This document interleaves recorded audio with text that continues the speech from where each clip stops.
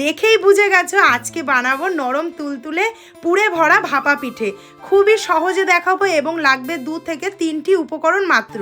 তো কি কি উপকরণ নিয়েছি আর কেমনভাবে এই পিঠে বানালাম চলো তোমরা দেখে নাও। যারা কোনো দিন বানাওনি এই পিঠে তারাও কিন্তু অতি সহজে আমার এই রেসিপি থেকে বানিয়ে ফেলতে পারবে। তো দেরি না করে ঝটপট দেখে নাও কি কি উপকরণ আমি এখানে ব্যবহার করলাম। থাম্বনেল দেখে তো বুঝেই গেছো যে আজকে বানাবো ভাপা পিঠে, তার জন্য 3টে উপকরণ লাগছে। আজকে কিন্তু তোমাদেরকে আমি গোবিন্দভোগ চালের ভাপা পিঠে করে দেখাবো। এখানে নিয়ে নিয়েছি 500 গ্রাম গোবিন্দভোগ চাল, এখানে নিয়েছি আমি 1 বাটি গুড়। এই ভাপা পিঠের গুড়ের কোনো মাপ হয় না, যতটা প্রয়োজন লাগবে ততটা দেব। এখানে নিয়েছি আমি একটা গোটা নারকেলকে কুড়িয়ে। তো চলো এবার প্রসেসে যাওয়া যাক। এবার আমি এখানে একটা মিক্সার জার নিয়েছি, জারের মধ্যে অল্প অল্প করে গোবিন্দভোগ চালগুলোকে দিয়ে ভালো করে মিহি পেস্ট বা গুঁড়ো করে নেব। গোবিন্দভোগ চালের ভাপা পিঠে কিন্তু একদম সেরা হয়, সেরা। যেমনই তোমাদের পিঠে করবার সময় ভেঙেও যাবে না, আর যখন ঠান্ডা হবে তখনও কিন্তু নরম থাকবে। যতটা চাল নিয়েছিলাম এখানে দেখো একদম মিহি করে গুঁড়ো করে নিয়ে চলে এসেছি। এবার একটু চেলে নেব। চালনির মধ্যে চালের গুঁড়োটাকে দিয়ে এবার চেলে নেব। বাজার থেকে কিনে নেওয়া চালের গুঁড়োতেও কিন্তু পিঠে হয় অবশ্যই, কিন্তু গোবিন্দভোগ চালটা যদি এইভাবে করো পিঠের স্বাদ হবে কিন্তু দ্বিগুণ। তো দেখো এই চালে এতটুকুনি আমার গুঁড়ো বেরিয়েছে চালে। এবার বাদবাকির চালটাও বেটে নিয়ে তারপর ফিরে আস। সমস্ত গোবিন্দভোগ চালের গুঁড়োটা এখানে আমি চেলে নিয়েছি। টোটাল এখানে 500 গ্রাম চালের গুঁড়ো আছে। এরপর হাফ মগ নিয়ে নিয়েছি উষ্ণ গরম জল, একদম হাত ছোঁয়া যে উষ্ণটা হয় সেই জল। তার মধ্যে দিয়ে দেবো হাফ চামচ মতো লবণ। এবার চালের গুঁড়োগুলোকে এরকম এক জায়গায় করে নেব।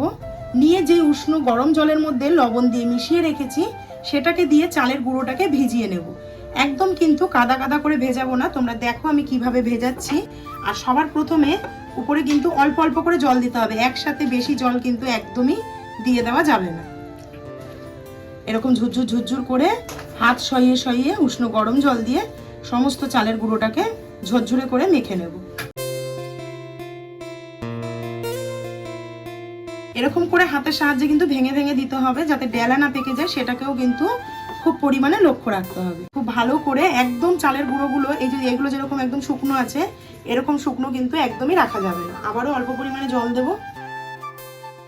নিচে কিন্তু অনেক চালের গুঁড়ো এরকম শুকনো রয়েছে, সেটাকে কিন্তু আমি যেই প্রসেসে করছি এরকম উপর নিচ করে কিন্তু জল দিয়ে খুব ভালো করে মিশিয়ে নিতে হবে। উপর নিচ করে শুকনো চালের গুঁড়োকে তুলে তুলে একদম কিন্তু চালের গুঁড়ো এখানে আমার মাখা কমপ্লিট। এবার তোমরা কি করে বুঝবে যে চালের গুঁড়োটা সম্পূর্ণ জল দিয়ে মাখা কমপ্লিট হয়ে গেছে?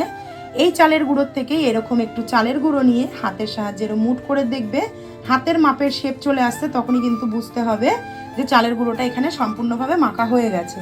এইবার এটা 10 থেকে 12 মিনিট একটু ঢাকা দিয়ে রাখবো চালের গুঁড়োটা সেট হওয়ার জন্য। তারপরই কিন্তু এক এক করে পিঠেগুলো গড়ে নেব।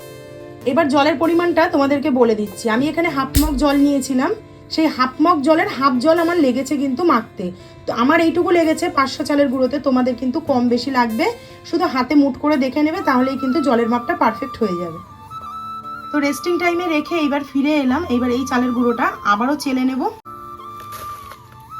চালনির উপরে অল্প অল্প করে চালের গুঁড়ো নিয়ে এরকম হাতের সাহায্যে এইভাবে চেলে নিতে হবে, যাতে গুঁড়োটা একদম মিহি হয় আর পিঠে বানাবার সময় কিন্তু খুবই সুবিধা হয় এবং চালের গুঁড়োটা প্রচন্ড পরিমাণে ঝুরঝুরে হয়ে যায়। দেখো একদম মিহি কিন্তু হয়ে গেল চালের গুঁড়োটা। এইভাবে চেলে নিয়ে তারপর ফিরে আসছি। চালের গুঁড়োর থেকে বেশ কিছুটা চালের গুঁড়ো এখানে আমি চেলে নিয়েছি। আশা করি তোমরা দেখেই বুঝতে পারছো কতটা একদম মিহি হয়ে গেছে। এবার দেখো এরকম মেলায় গিয়েছিলাম, সেখান থেকে এরকম ছোট ছোট বাটি কিনে নিয়েছি। তোমরা চাইলে কিন্তু যে কোনো স্টিলের বাটিতেও করতে পারো। তার উপরে প্রথমে একটু চালের গুঁড়োটাকে এইভাবে একটু ঘুরিয়ে নেব। তারপর দিয়ে দেবো উপর থেকে এরকম ঝুরঝুরে করে চালের গুঁড়ো। একদম কিন্তু হাত দিয়ে বেশি চাপা যাবে না, জাস্ট এরকম দিয়ে একটা এরকম হাতের সাহায্যে লেয়ার করে মেজারমেন্ট করে নিতে হবে। এরকম মেজারমেন্ট করে নিয়ে উপর থেকে দিয়ে দেবো বেশ কিছুটা এরকম নারকেল কোড়া। যে যেরকম পছন্দ করো, যে যতটা পছন্দ করো ততটা দিয়ে নেবে। উপর থেকে দিয়ে দেবো বেশ কিছুটা পাটালি গুড় দিয়ে এবার উপর থেকে দিয়ে দেবো এরকম ভরে ভরে গোবিন্দভোগ চালের গুঁড়োটা দিয়ে হাত দিয়ে এরকম সমান করে একদম কিন্তু দেখো আমি কিন্তু চাপলাম না, একদম এরকম সমান করে নিলাম। রেডি হয়ে গেল কিন্তু একটা ভাপা পিঠের প্রসেস। এরপরে দেখো আমি নিয়েছি এরকম ধুতি ছেঁড়া। তোমরা চাইলে যে কোনো সুতির কাপড়ই কিন্তু নিতে পারো। আর সেটাকে কিন্তু ভালো করে জল ন্যাকড়া করে নিয়েছি, মানে জল দিয়ে খুব ভালো করে ধুয়ে নিয়েছি। এবার এই বাটিটা নিয়ে তার উপরে দিয়ে দেবো, এইভাবে দিয়ে আস্তে করে নিচটা এইভাবে টেনে নেবো, মানে চেপে নেবো। হাত দিয়ে চাপলাম না, ন্যাকড়াটা দিয়ে হালকা চেপে নিলাম। এবার চলো ভাপা পিঠেটা বসিয়ে দিই। এখানে একটা হাঁড়ির মধ্যে খুব ভালো করে জলটাকে গরম করে নিয়েছি। এইবার এরকম একটা জালিদার ছাঁকনি নিচ্ছি। আজকে দুটো প্রসেসে দেখাবো তোমাদেরকে ভাপা পিঠে। তো সেই ছাঁকনিটা বসিয়ে দিলাম এই গরম জলের উপরে। উপর থেকে কিন্তু ভাপ বেরোনো শুরু হয়ে গেছে। এবার এর উপরে বসিয়ে দেবো এইভাবে ভাপা পিঠেটা দিয়ে ন্যাকড়াটাকে খুলে বাটিটাকে তুলে নেব। দেখো বসিয়ে দিয়েছি। এবার এই ন্যাকড়াটাকে এইভাবে চাপা দিয়ে দেবো।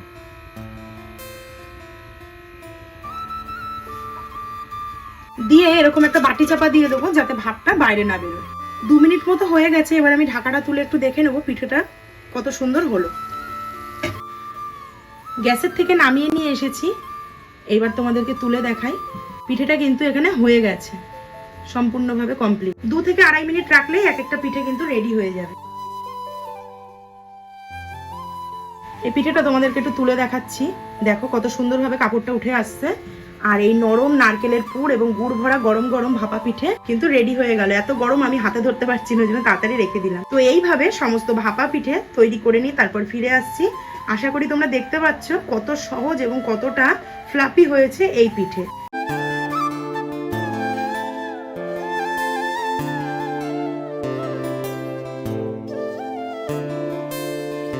দুটো পিঠে তোমাদেরকে দেখিয়েছি চালনিতে। এবার ধরো চালনি নেই কারোর বাড়িতে, বা এই রকম ঝাঁঝরি তো আমাদের প্রত্যেকের বাড়িতেই থাকে। এর মধ্যেও কিন্তু ভাপা পিঠে খুবই সহজে করা যায়। তো চলো এর মধ্যেও তোমাদেরকে একটা করে দেখাচ্ছি।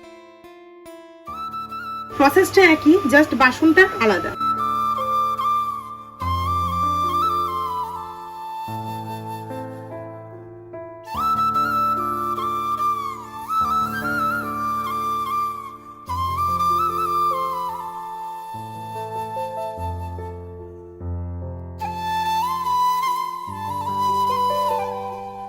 তো গরম গরম পিঠে তৈরি করেছি। আর বাবা বাজার থেকে এলো, বাবাকে বললাম একটু পিঠেটা খেয়ে আমাকে বলতে কেমন হয়েছে। তো আমার বাবা দেখো গরম ভাপা পিঠে খাচ্ছে।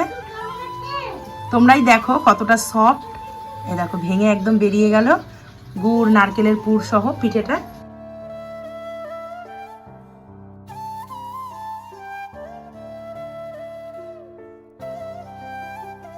নাম্বার 1 ভাপা পিঠে আপনারা করে খাবেন। খুব সুন্দর টেস্ট এবং খুব সফট। আপনারা খাবেন, বাড়িতে বানাবেন এই শীতের মধ্যে, খুব সুন্দর হবে। আর নলেন গুড় দিয়ে বানাবেন। আর এই যে গুড় আর নারকেল দুটোই মুখে পড়ছে তো। গুড় আর নারকেল দুটোই মুখে পড়ছে, খুব সুন্দর লাগছে। আর যেহেতু গোবিন্দভোগ চাল, আশা করছি আরো বেশি ভালো লাগবে। একদম সফট।